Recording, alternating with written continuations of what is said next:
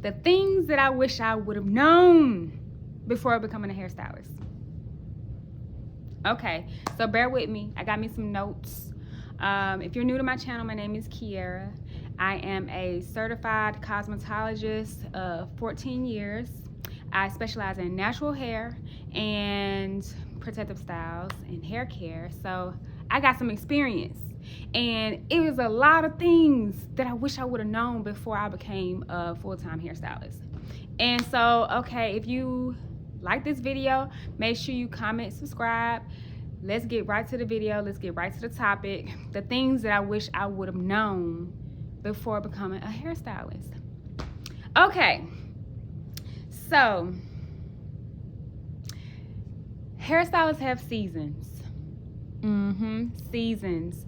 Now, if you're a hairstylist like me, you do a multitude of things. I do braiding, twist, protective, all kind of protective styles, crochet, natural hair. So in different seasons, my natural hair clients get different things. For instance, the seasons of like the hot seasons, my clients get more braids. I'm doing more protective styles and things like that. And then my colder seasons, I may be doing like more natural hair, like silk presses or even sew-ins and things of that nature.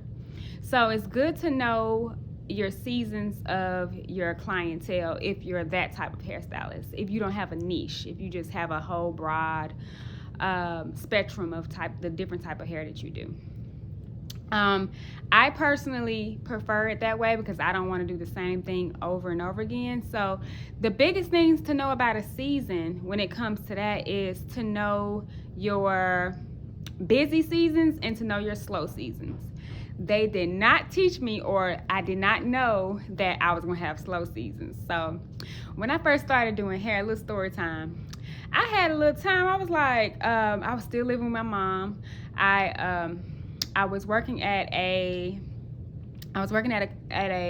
commission salon, and with this commission salon, I didn't have to pay. I had to give them half of what I made for each client. So, and it was when I first started out, I didn't have clientele, so it was the best option for me because I didn't know if I was going to have clients or not.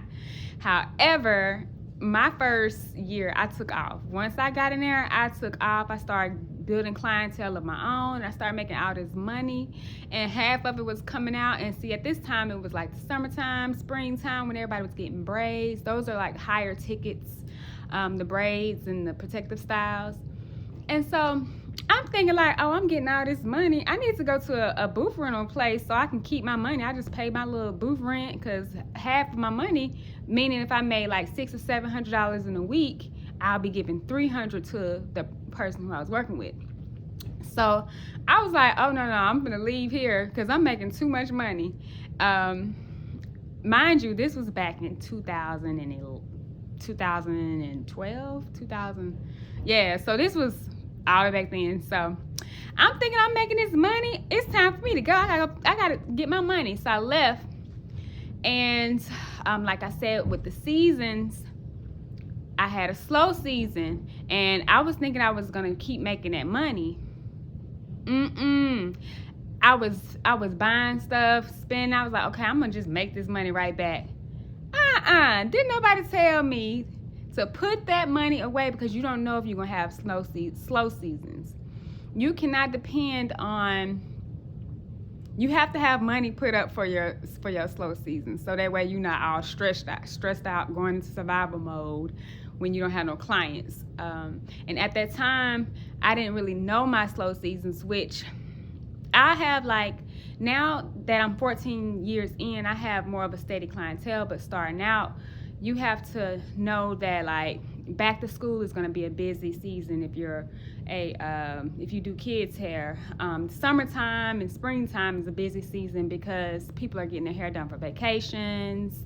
A lot of stuff like that is going on. But after that week after back to school, a few weeks after back to school, you need to make sure you got some money set aside because people are like, okay, I done spent all this money on this school. Okay, I'm gonna just wait. So you want to make sure you have some money set aside just in case you do have a slow time after back to school. Another season is after back to school, you start to pick back up, and because people are getting ready for, like, you know, the holidays are coming in. So you got galas, you got holiday parties, Halloween, family events, all kind of stuff that's coming up in between from September into the new year. So be mindful after Thanksgiving. Well, not necessarily after Thanksgiving, but after Halloween. After Halloween, you may experience a little bit of because people are like, okay, it's Halloween. After Halloween, I'm gonna wait until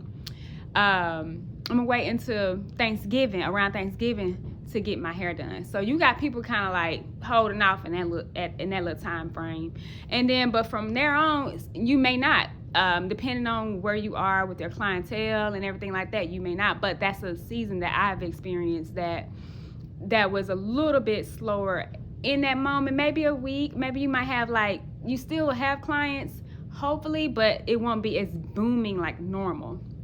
Okay, so then this is the biggest one for me anyway. After New Year's,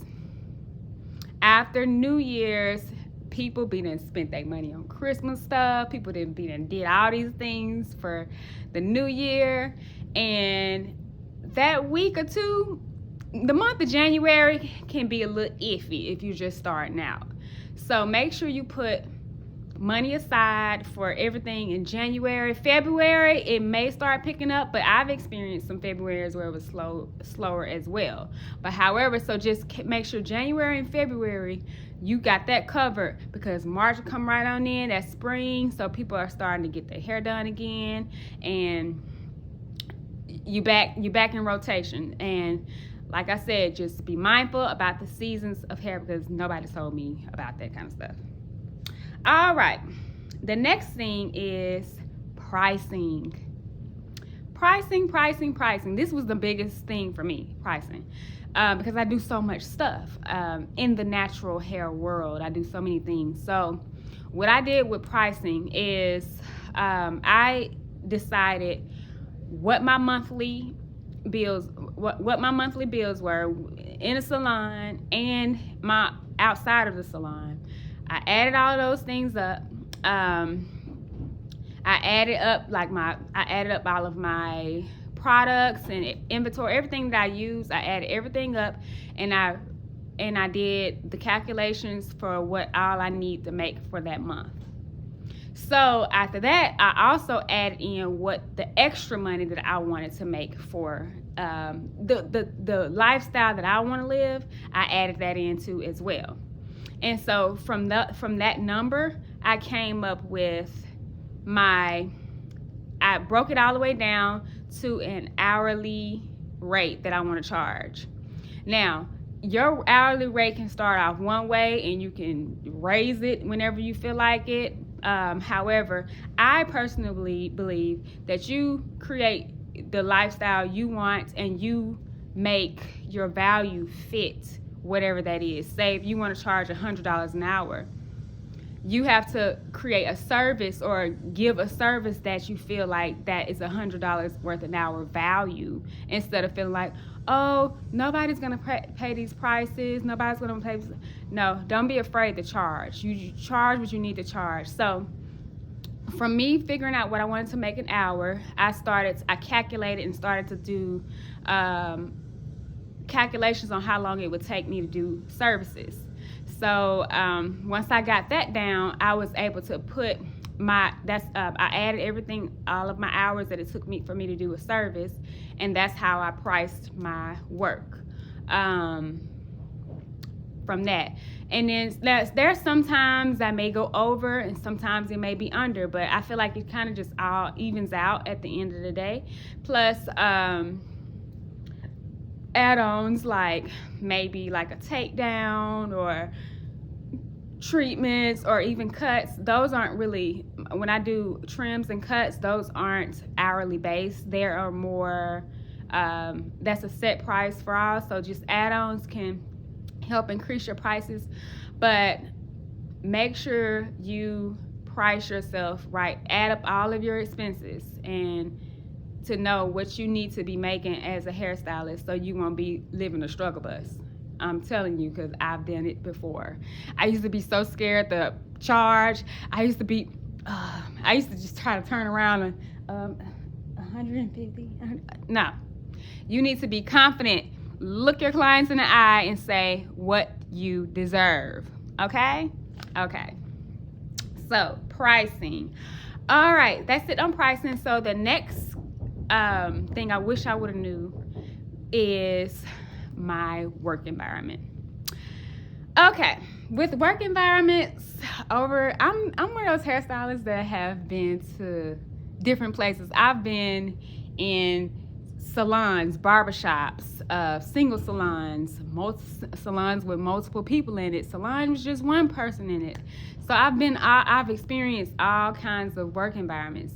So you have to figure out what work environment fits you the most. And honestly, everywhere I went, I feel like I learned something. So I do not regret anything that I've done in that area. I first started out at a commission salon, and I think commission is a really, really good start if you don't have clientele and you want some experience. So that's what I did starting out, because I was afraid to cut. So the commission salon I went to, they offered cutting classes and cutting service, and I was an assistant for about a year, and I was able to see what type of work environment that I wanted for myself. Although that work environment was not really ideal for me, but I did like that I was able to learn. I went from there to another commission salon, which I was just telling you about, where I was doing clients, but I was having to give her 50% of my service prices. And from there, I started doing booth rent. And I went to the cheapest place. Possible, and I got what I paid for. So just know your work environment, you want to invest into it, because you're going to get what you pay for. If you're only paying $100 a week now, you might be dealing with somebody that probably may forget to pay the light bill or pay the water bill, because and you walk in and your clients come in and you're like, the lights won't come on and your client's on their way. Yeah, I had that experience. It wasn't fun. And so, but at the same time, it was a learning experience. So I don't fault myself for going there. And then, so after that, I did barbershops, which I learned how to cut in barbershops. However, my female clients didn't really feel comfortable in that type of environments with men seeing their hair. So I learned by being in a barbershop that my clients, are women. They're like, we don't want no man to see us without our wigs on, without our hair done. So yeah. So you want to be mindful about the type of environments that you're in with your clients.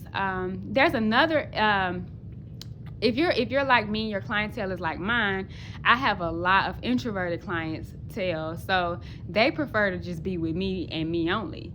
So now I have a studio that is just me, and my clients love it. But before here, I was at a salon that had 6 more people working there, and they had clients, and it was really busy, and really, it was a really nice environment. However, it was just a lot of people and a lot of different energy. So you want to be mindful of the type of clientele you have. You want them to fit the environment that you in, because I had some clients that they stopped coming to me because they were like, oh, we don't want to be around all those people. We want to be around all those drama. We don't want to hear about all that. So when I went to my studio that I have now, I had clients that come back to me and they told me, look, I like you being by yourself. I like that I can come in here. It's just me and you. I can relax. I can let my hair down, literally, and just be. So, and me personally, I like to be by myself because I like to create the atmosphere. I like to create the vibes, the music. Everything is centered and tailored around me and my what I can give to my clients. So keep that in mind when you're choosing an environment or a space for your clients. And another thing, you want an environment that is clean, okay? When you're choosing a space, you want to make sure that if you're with other people, excuse the noise, y'all. having some things done to the house. Anyways, but if you are in a environment and you have other people working, you want to make sure those people are clean, because your clients is walking in. I had a situation where, okay, I was working with like several other people, maybe 6 other people, and my client came in and I was taking her to I told her to go to the shampoo bowl. I get over there and it's all kind of stuff. It's colored hair shampoo all over the part. And I'm thinking like, oh, and it was embarrassing for me because I didn't want my client to see him like, oh, this is nasty. This is why she tell me to sit right here? That's what I would have been thinking if I was her. So you want to go somewhere where the people keep their space clean as well. The people respect the space as well. That was a big thing for me because I don't like that dirty, nasty stuff. Nobody don't want to get their hair done in no dirty shop, dirty salon. None of that, okay? So yeah, I hope this video helped you. This is all I got on the things I wish I would have known. If I think of some more, I'll make another video. But I hope this helped you. And if you have any questions, leave a comment. If you have any questions that you want to know about salon experiences, or just becoming a hairstylist, or maybe even finding a niche that fits your life or fits your personality, just let me know in the comments, and make sure you like, comment, and subscribe for more videos like this. And I am your person that's going to help you get to the top. Okay? Until next time, peace.